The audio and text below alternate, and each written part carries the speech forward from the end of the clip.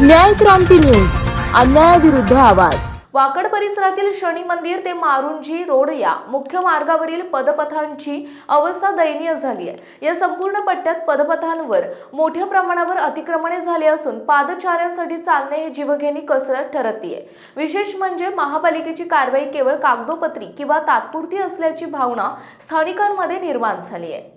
प्रशासकीय चिरीमिरी आणि पुन्हा अतिक्रमण स्थानिक नागरिकांच्या म्हणण्यानुसार पिंपरी चिंचवड महानगरपालिकेचे पथक जेव्हा कारवाईला येते तेव्हा काही काळासाठी हे पदपथ मोकळे होतात।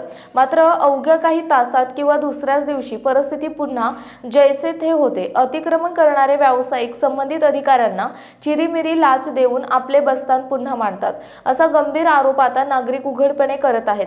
प्रशासनातील काही घटकांच्या वरदहस्तामुळेच हे अतिक्रमण पुन्हा फोफावत असल्याचं चित्र दिसतंय।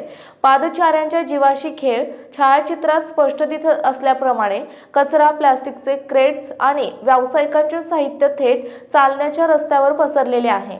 यामुळे ज्येष्ठ नागरिक, महिला आणि लहान मुलांना मुख्य रस्त्यावरून चालावं लागतं, जिथे भरधाव वाहनांमुळे अपघाताची भीती सतत असते। टॅक्टाईल पेव्हर्स अंध व्यक्तींसाठीचे मार्ग कचऱ्याखाली गाडले गेले आहेत, ज्यामुळे दिव्यांगांचीही मोठी गैरसोय होतीये।